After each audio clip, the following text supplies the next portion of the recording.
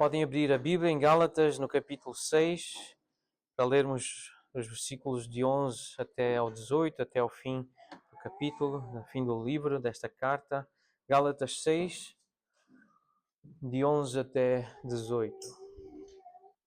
Vede com que letras grandes vos escrevi de meu próprio punho.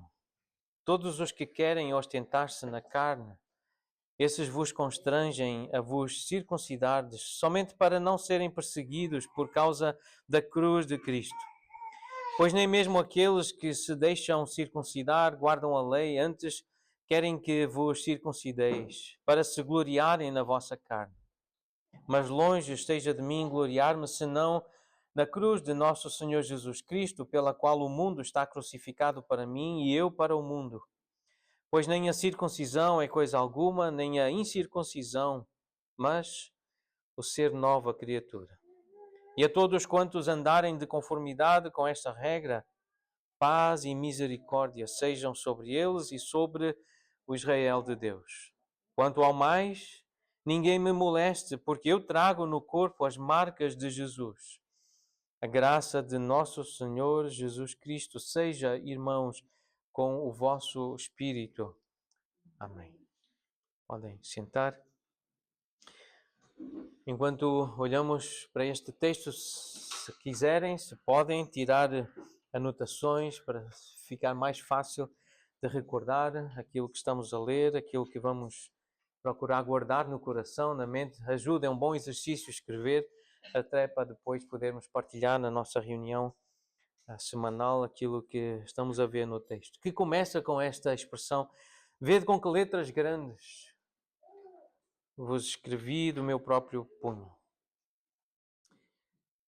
Letras grandes, importância das letras, das palavras, das frases, dos parágrafos. Deus inspirou um livro para que fosse escrito e nós pudéssemos ler estas letras. Agora, o que é que significa? O que é que podemos concluir desta expressão de Paulo? Por que é que ele escreveu desta forma? Quando era costume dele, depois de ditar, que nós sabemos que ele tinha pessoas que escreviam as cartas dele, ele ditava as cartas. Um deles nós conhecemos pelo nome, porque ele, no final da carta aos Romanos, ele disse: eu, Tércio, que redigi, que escrevi esta carta, também vos saúdo. Mas o que fica evidente é que aqui Paulo, ele pega na pena, que era a caneta ou lápis daquela época, e ele escreve estas palavras aqui de despedida para os irmãos. Ele tinha uma assinatura padrão, que era: a graça do nosso Senhor Jesus Cristo seja convosco. E na carta aos Tessalonicenses, na segunda carta, ele termina desta forma: a saudação é do próprio punho. De novo, ele quer escrever a saudação com as próprias mãos. Então não foi a primeira vez que ele fez isso aos Gálatas, se bem que provavelmente é talvez a carta mais antiga que nós temos, mas ele fez outras vezes essa dedicação escrita, ou essa saudação, essa despedida escrita pela própria mão dele, não apenas ditada. Ele diz assim nessa carta aos Tessalonicenses: é assim, esse é o sinal em cada epístola, é assim que eu assino.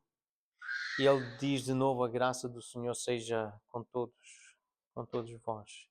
Mas essa carta é uma carta que mostra que Paulo está preocupado. Ele está preocupado com os irmãos dele que viviam na Galácia. É uma carta muito grave, uma carta com muita emoção. Percebemos a emoção de Paulo aqui a escrever estas palavras nesta carta. E uma outra tradução diz: vede com que letras grandes vos escrevo do próprio punho estas palavras finais. São as palavras finais e eu não quero que vocês esqueçam. Uma outra maneira seria dizer: eu estou a escrever letras com letras grandes. Eu quero que vocês prestem muita atenção àquilo que eu estou a dizer. Nós concluímos que o Espírito Santo, nós sabemos que o Espírito Santo, ele inspirou estas palavras, estas letras, por isso elas estão aqui diante de nós. E ele escreve, ele acrescenta estas palavras finais, porque ele quer fazer mais uma vez um forte contraste entre aquelas pessoas que eram legalistas, os legalistas, e aqueles que eram espirituais, verdadeiramente espirituais. Uns guiados pela lei, guiados pela religiosidade, outros guiados pelo Espírito Santo. Ele quer aqui mostrar que o crente guiado pelo Espírito Santo vive para a glória de Deus e não para o louvor dos homens, como os religiosos, como eram aqueles legalistas. Então ele escreveu em letras grandes para dar ênfase: prestem bem atenção a isto que eu vos estou a escrever. Ele mostrou que o crente que vive debaixo da lei e o crente que vive debaixo da graça estão diametralmente opostos, em lugares muito diferentes e distantes um do outro.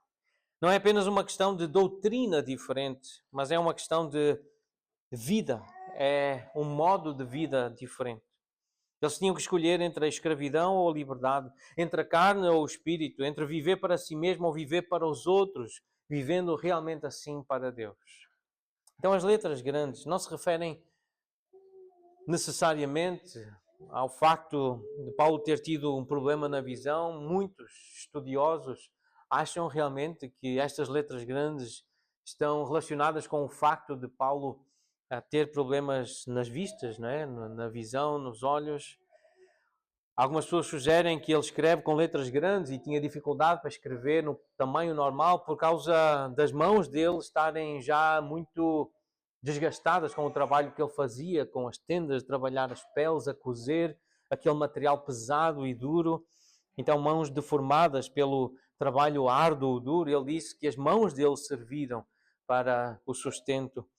Mas as letras grandes, a maior parte dos intérpretes, e ao considerar a ênfase e o contexto da carta, muito provavelmente referem-se então à importância daquilo que está a ser escrito. É muito importante, então, vede com que letras grandes, com o destaque, é como se fosse a negrito. Letras gordas. Prestem atenção, especialmente aos versículos 14 e 15, não havia numeração naquela época, mas nós já vamos lê-los de novo com atenção. Paulo quer enfatizar o verdadeiro Evangelho. Em contraste com aqueles que, como diz no versículo 12, estavam a ostentar-se na carne. Todos os que querem ostentar-se na carne. Há muitos, e Paulo confronta essas pessoas. Esses que querem ostentar-se na carne. Aqueles que fizeram o que estavam a fazer, no versículo 13, diz para se gloriarem. E Paulo já teve que lidar com esse assunto. Se alguém julga se alguma coisa não sendo nada, a si mesmo se engana. No final do capítulo 5, no versículo 26, fala de vanglória. Não nos deixemos possuir de vanglória. Há aqui um assunto que Paulo está a tratar. A soberba, a vanglória, a vaidade, a arrogância, o achar-se mais do que os outros, o achar-se merecedor do favor de Deus, da bênção de Deus, do cuidado de Deus. E a semana passada nós lemos esta passagem em Obadias. O enganar-se a si mesmo vem dessa soberba. Quando, através de Obadias, o Senhor, ele confronta o seu povo e diz: a soberba do teu coração te enganou. E nós vemos que há esse mesmo espírito de soberba pelas recomendações que Paulo faz. A essas pessoas que estavam lá na Galácia, especialmente aqueles que estavam a ensinar e outros que se estavam a deixar, que estavam a aprender com os arrogantes, com os soberbos, e estavam a confiar na carne, a confiar em si mesmos, na sua religiosidade. Então há aqui uma forte advertência à questão da soberba, que faz parte da nossa natureza. Essa vaidade, essa confiança em nós mesmos, essa autossuficiência. É algo que está no mundo, faz parte da realidade. E quando o apóstolo João descreve aquilo que há no mundo, ele fala da concupiscência dos olhos, da carne e da soberba da vida. É algo que faz parte, é comum. É algo que é muito fácil encontrar. Esse espírito soberbo, esse espírito altivo. Mas uma vida centrada na cruz, ela é humilde e não é orgulhosa, não é soberba. Uma vida centrada em aprender com Jesus é alguém que aprende a negar-se a si mesmo, a diminuir-se, para que o Senhor cresça, para que o Senhor apareça, que o seu caráter realmente seja apreciado e valorizado, que glória e graças lhe sejam dadas a Ele. O versículo 12 diz que a ostentar-se na carne e estavam a procurar convencê-los acerca da circuncisão, a guardar a lei somente para não serem perseguidos por causa da cruz de Cristo. Os falsos mestres, eles queriam evitar a perseguição dos judeus que eram aqueles religiosos que viviam ainda debaixo da lei de Moisés, a procurar guardar a lei para serem salvos, para terem então algum mérito para a salvação. Estavam a exercer essa influência e os falsos mestres queriam agradar a esses. E para agradar a esses, eles tinham que pregar também a circuncisão, esses rituais para a salvação. Caso não fizessem isso e pregassem a cruz de Cristo e a grande salvação pela graça, eles iriam ser perseguidos. Eles também iriam ser desprezados, iriam ser até, quem sabe, mortos por causa da pregação do Evangelho. Mas Paulo diz, longe de mim esteja a gloriar-me, senão na cruz de nosso Senhor Jesus Cristo. Não é na minha carne, não é na minha tradição, não é na minha cultura, não é naquilo que eu sei da lei, aquilo que eu já vivi no passado, mas o verdadeiro Evangelho, ele ensina sobre a cruz, ele fala da cruz, ele prega a cruz, ele testemunha sobre o que Jesus fez na cruz. Longe de mim esteja a gloriar-me, senão na cruz de nosso Senhor Jesus Cristo. Eu li a história de um pregador que foi ter com um outro grande pregador de Inglaterra. O nome dele é Martin Lloyd Jones, um homem que marcou uma geração, não só a própria geração, mas tem influenciado muitos outros irmãos pela piedade, pela capacidade de ler o texto e de aplicar o texto. Um homem muito inteligente, ele era formado em medicina, deixou a medicina para se dedicar ao ministério, a ensinar a palavra de Deus. Então ele era muito admirado e era uma referência na pregação. Multidões queriam ir ouvi-lo pregar em Londres. E um outro pastor, então, Edmund Clowney, foi ter com ele e perguntou-lhe, ele era pastor, mas as pessoas chamavam-lhe doutor, Dr. Lloyd Jones. Como é que eu posso saber se estou a pregar no poder da carne ou no poder do Espírito? E Jones disse, isso é muito fácil. E o Clowney diz, sentiu-se logo a murchar. Ele achava que ia fazer uma grande pergunta, que ia ser difícil responder. Ele disse, isso é muito fácil. Então começa logo a murchar. Então, o Jones disse assim, Lloyd Jones diz, se tu estiveres a pregar no poder da carne, sentir-te-ás exaltado e elevado. Vais-te sentir importante. Vais-te sentir acima até dos outros. Se estiveres a pregar no poder do Espírito, sentirás temor e humildade. Por isso é só seres honesto contigo mesmo e vais saber se é no poder da carne ou no poder do Espírito. Isso é válido no ministério da pregação, mas é válido nos outros ministérios, nos outros serviços.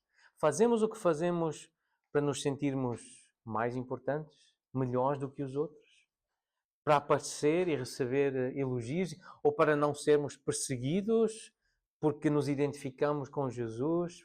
Por que fazemos o que fazemos? É no poder da carne? É para receber esses elogios? É para receber essa satisfação?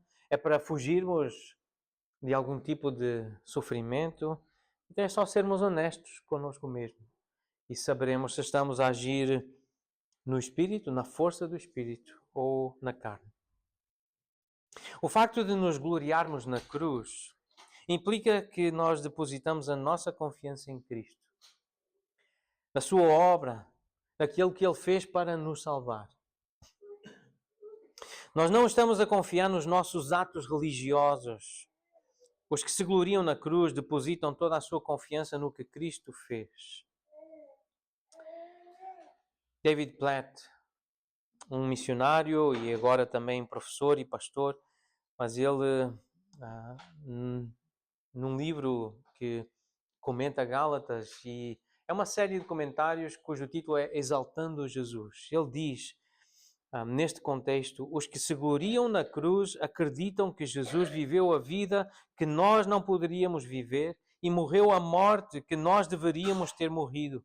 Aqueles que se gloriam na cruz simplesmente dizem: isto é para a minha paz. Jesus morreu no meu lugar. Isso é gloriar-se na cruz. Jesus morreu no meu lugar e é para a minha paz, é para a minha alegria. O facto de nos gloriarmos na cruz implica que Deus nos aceita por causa da obra de Cristo.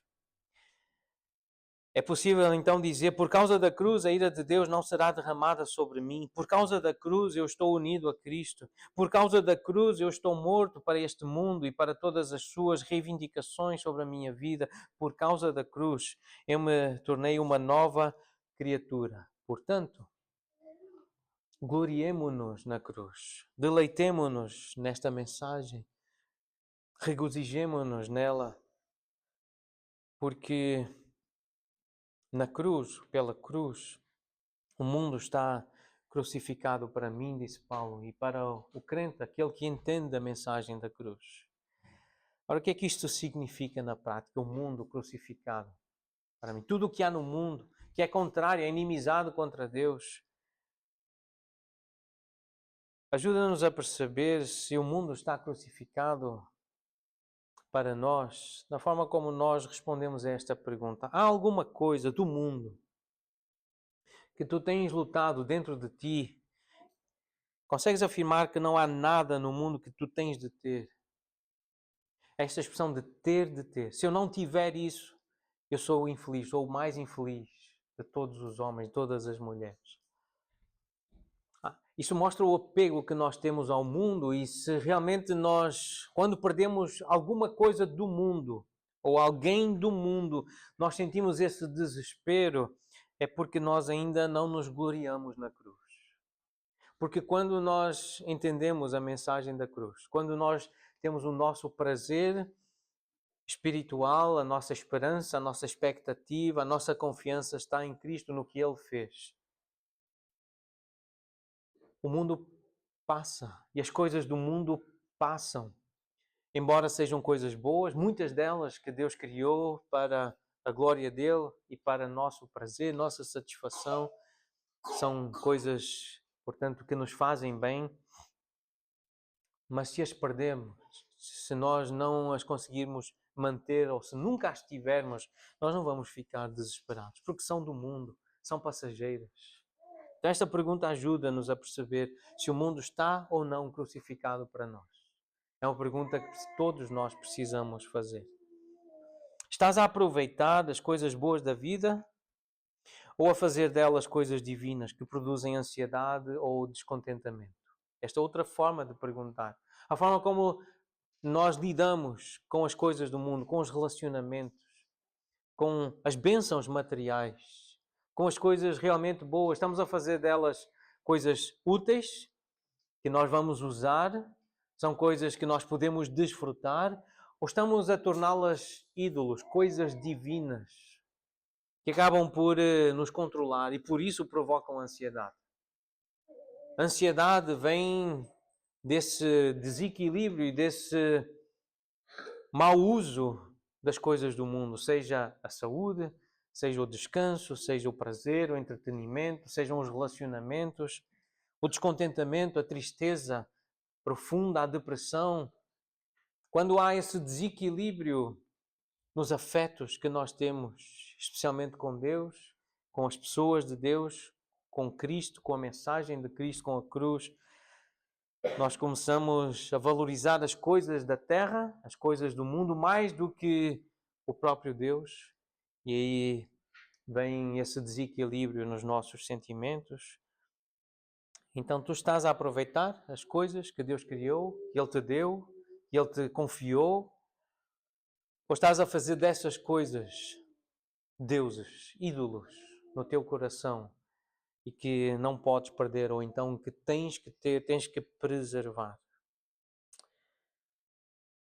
O mundo faz parte dessa realidade inimiga de Deus, assim como a carne. Aquelas obras que estão em nós, aquela inclinação que existe em nós.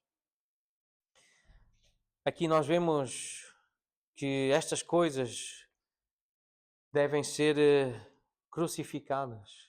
Nós devemos negar estas coisas, devemos estar dispostos a matar, a mortificar em nós. É uma questão do apego. O que temos que matar e mortificar são esses sentimentos que procuram sobrepor-se ao nosso relacionamento com Deus.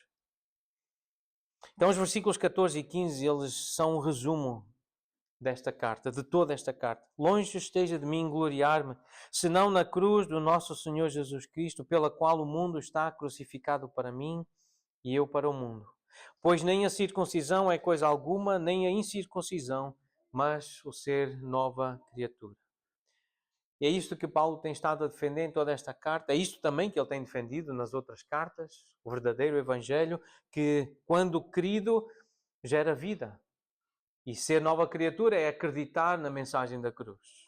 Quem crê, quem confia na mensagem da cruz é uma nova criatura, tem uma nova vida, o Espírito habita nele.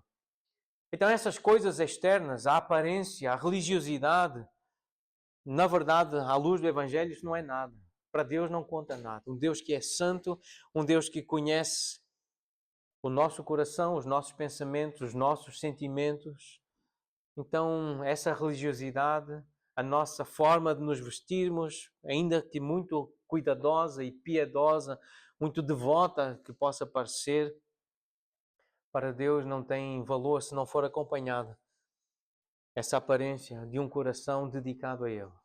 Um coração contrito na sua presença, grato pelo perdão, grato pela misericórdia. É isso que Deus quer ver.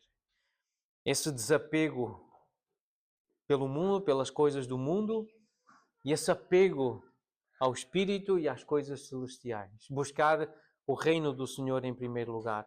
Esse é o objetivo da pregação do Evangelho. Foi isso que os apóstolos quiseram fazer desde o início, inspirados por Deus, pelo Espírito Santo. Foi essa a missão que Jesus lhes deixou. E essa é então a nossa confiança, que teremos essa paz, receberemos essa misericórdia a todos quantos andarem em conformidade com esta regra. Andar em conformidade com a regra. Esse é o padrão. E esses é que vão receber paz e misericórdia, mas nós sabemos que nenhum de nós tem força para andar em conformidade, tem poder, tem sabedoria, capacidade para andar em conformidade com essa regra. A regra da cruz, a regra de crucificar o mundo, crucificar a carne, mortificar os nossos desejos, resistir ao diabo, dizer não às ciladas e às tentações que Satanás coloca diante de nós. Nenhum de nós, por si mesmo, tem essa capacidade, mas todos quantos creem em Jesus, todos quantos receberam Jesus como Senhor na sua vida, que dizem: Senhor, Tu és o meu dono, Tu és o meu mestre, é a Ti que eu quero obedecer, é a Ti que eu quero agradar. Todos esses podem e têm capacidade para andar em conformidade com esta regra. Andar no Espírito, andar conforme o Espírito. Fazer aquilo que o Espírito quer que se faça. Esta é uma bênção condicional. Nem todos receberão esta paz e esta misericórdia. Apenas os que andarem de conformidade com a regra. Às vezes nós queremos e desejamos muito que todos tenham paz com Deus, que todos sejam salvos, que todos recebam a misericórdia de Deus. Nós amamos as pessoas naturalmente. São nossas, são parentes, são pessoas com quem nós nos identificamos, temos muito em comum. Mas nem todos vão receber paz e misericórdia. Há uma condição para receber. Tem que andar em conformidade com a regra, com o padrão da santidade de Deus, da perfeição de Deus, da pureza de Deus. E só Jesus pode fazer isso. Mais ninguém. Só, portanto, aqueles que se identificam com Jesus. Só aqueles que creem, que entregaram as suas vidas, deixaram que Jesus cuidasse deles, vivesse neles, os controlasse. Esses é que podem andar em conformidade com esta regra. E os resultados, então, da salvação, alguém que é de Jesus, são paz, E essa paz é esse novo relacionamento que o crente tem com Deus. Já não é inimigo de Deus, mas sim é um amigo, é uma ovelha do Supremo Pastor. É alguém que tem intimidade com Deus, tem Deus como o seu amigo, o seu Senhor, o seu pastor, e que encontra misericórdia, é perdoado, é tratado como santo, é tratado como puro, porque a culpa foi-lhe tirada, as manchas foram lavadas, o escrito de dívida foi cancelado. Há, portanto, uma anulação do julgamento de Deus na vida daquela pessoa. Porque Jesus, ele foi julgado, ele pagou o preço e por isso nós podemos ter esse relacionamento de intimidade e amizade com Deus, paz com Ele, ter essa alegria no relacionamento com Deus. A todos quantos andarem de conformidade com esta regra, paz e misericórdia sejam sobre eles e sobre o Israel de Deus. O que esta expressão significa? Qual é o Israel de Deus? Uma definição bem rápida e sucinta, realmente eu creio que o Israel de Deus são todos os crentes judeus, todos os judeus que creram em Cristo. Aqueles que são descendentes físicos e espirituais de Abraão. Porque nesta carta, no capítulo 3, nós já lemos os da fé é que são os verdadeiros filhos de Abraão. Não basta apenas ser descendente de judeu, israelita, saber os seus antepassados e estar nas genealogias. É preciso ter fé para este Israel de Deus ao qual Paulo se está a mencionar aqui são os judeus, sim, descendentes físicos de Abraão, mas que tinham fé. Como lemos em Romanos 2, não é judeu quem o é apenas exteriormente, nem é circuncisão o que é somente na carne. Porém, judeu é aquele que o é interiormente, e circuncisão a que é do coração, no espírito, não segundo a letra, e cujo louvor não procede dos homens, mas de Deus. Uma outra referência ainda sobre esta ideia do Israel, de Deus, de ser judeu, Romanos 9, versículos 6 e 7. Não pensemos que a palavra de Deus haja falhado, porque nem todos os de Israel são de facto israelitas. Nem por serem descendentes de Abraão são todos seus filhos. Quem é um verdadeiro filho de Abraão? À luz do Novo Testamento. Quem tem fé. Quem acredita em Jesus, no Deus encarnado. Esse é o Israel de Deus. Ele é descendente de Abraão, sim, fisicamente, tem a semente de Abraão, é israelita, é judeu, mas também tem fé. E por ter fé, é que é um verdadeiro filho de Abraão. É que pode ser chamado verdadeiramente de Israel de Deus. Faz parte da igreja, sim, mas é um descendente físico de Abraão. Versículo 17. Quanto ao mais, ninguém me moleste, porque eu trago no corpo as marcas de Jesus. E esta palavra aqui, marcas, ela pode ser traduzida por manchas também, mas por cicatrizes, estas marcas. Paulo está a referir-se às feridas que ele recebeu por ser um seguidor de Jesus, um discípulo de Jesus. Ele foi ferido, não apenas uma vez, mas várias. Ele diz em 2 Coríntios que ele recebeu açoites sem medida, foi fustigado com varas, foi apedrejado.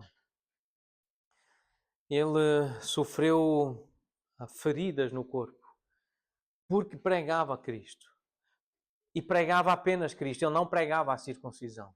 Ele não pregava a necessidade de obedecer à lei para ser salvo. Foi por isso que ele foi perseguido, foi por isso que ele foi fustigado com varas, foi por isso que ele foi apedrejado por judeus, inclusive porque ele pregava a cruz. Ele pregava essa mensagem, a mensagem de Jesus.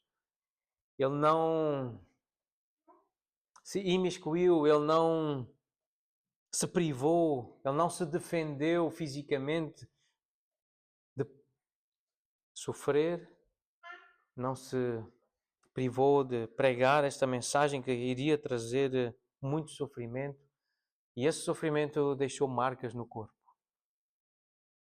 Essas marcas eram então as cicatrizes do facto de ele ser de Jesus. Cicatrizes de Jesus, marcas de Jesus. É uma palavra que também traduz a ideia de um escravo ser marcado como propriedade de um senhor, de alguém que tinha terras, trabalhadores que trabalhavam para ele. É a mesma palavra, a marca dos escravos. E Paulo usa essa expressão aqui. Porque não apenas uma vez ele se apresenta como um escravo de Cristo. Paulo foi marcado. Ele era de Cristo. Aquelas marcas que ele tinha, aquelas cicatrizes, eram porque ele pertencia. Estavam no corpo dele, eram resultado do facto de ele pertencer a Cristo, de ele ser de Jesus. Como judeu, ele também tinha aquela marca da circuncisão, aquela marca que os judaizantes estavam a enfatizar, aquela marca no corpo, na carne. Mas ele diz que a verdadeira marca é o sofrimento por Cristo. Essa é a verdadeira marca do cristão.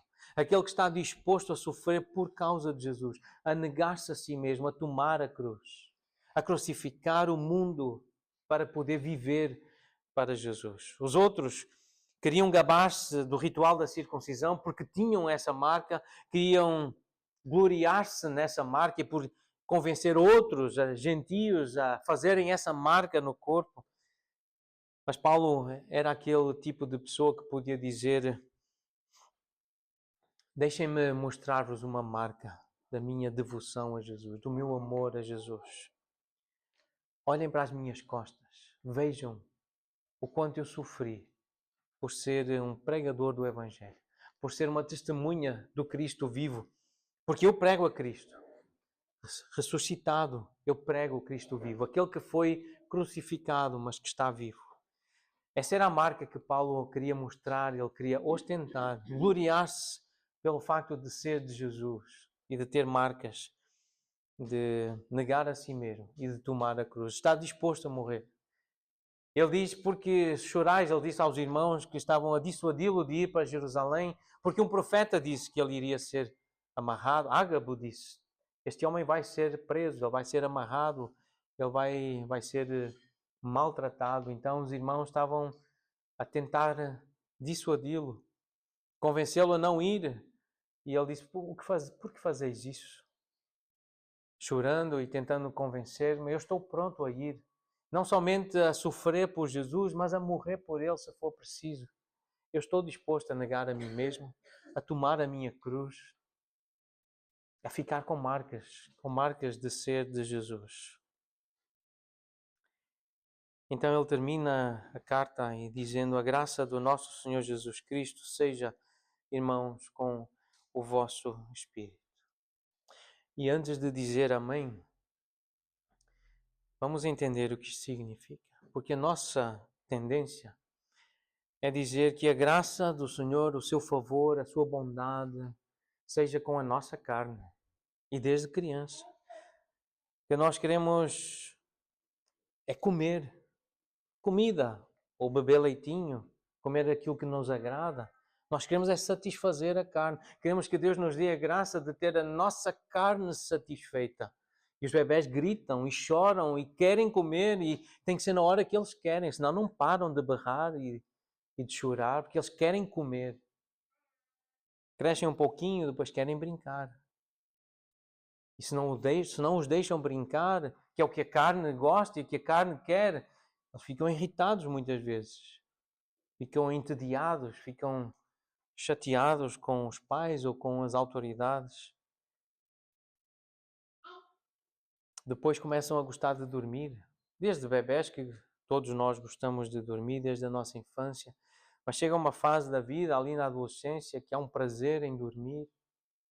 Um gosto, a carne atrai, aqueles colchões têm como que garras que prendem os adolescentes ao colchão e eles têm dificuldade para sair daquelas garras e satisfazer a carne. E querem essa bênção, que a graça do Senhor seja com eles para satisfazer o prazer de dormir as horas que quiser e não sair da cama.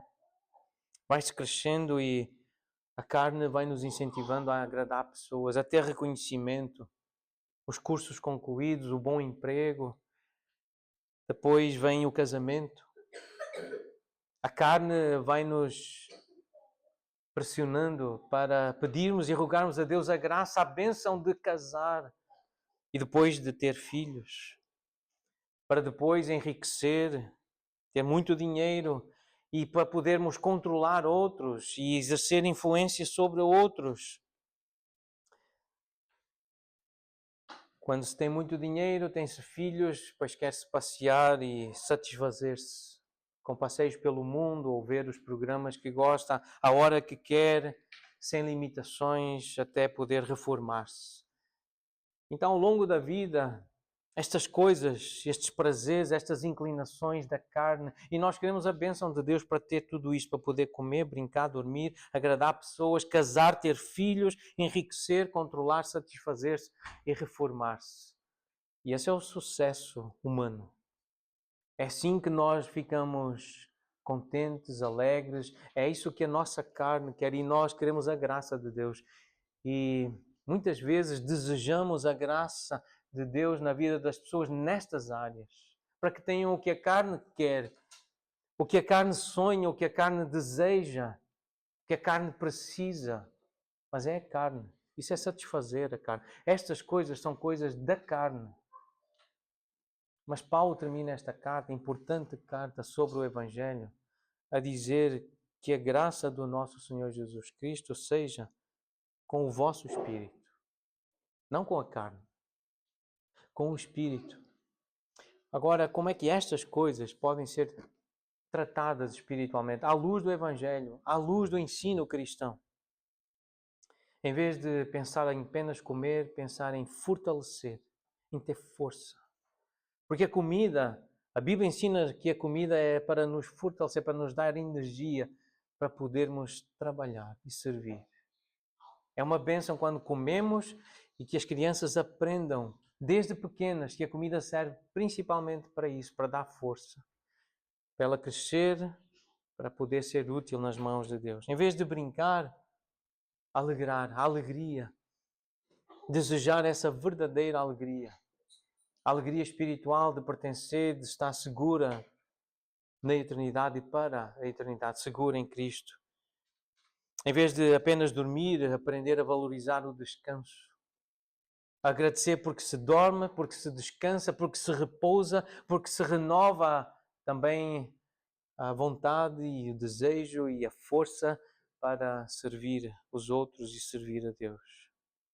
Em vez de apenas agradar pessoas e ter reconhecimento de pessoas, andar no Espírito, ser agraciado e ser abençoado no Espírito, é viver para agradar a Deus. Não apenas para ter reconhecimentos, diplomas, aplausos, mas ouvir do Senhor. Bem está, servo fiel. Em vez de casar, aprender a valorizar a comunhão. Pode não ser com o cônjuge, mas pode ser com o irmão, com a irmã.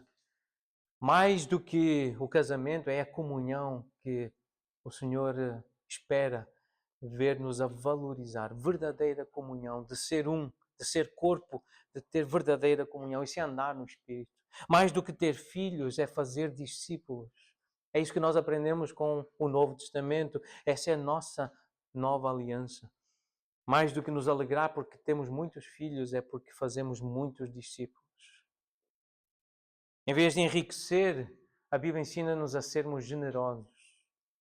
Pode ser com pouco, mas repartir aquilo que nós temos.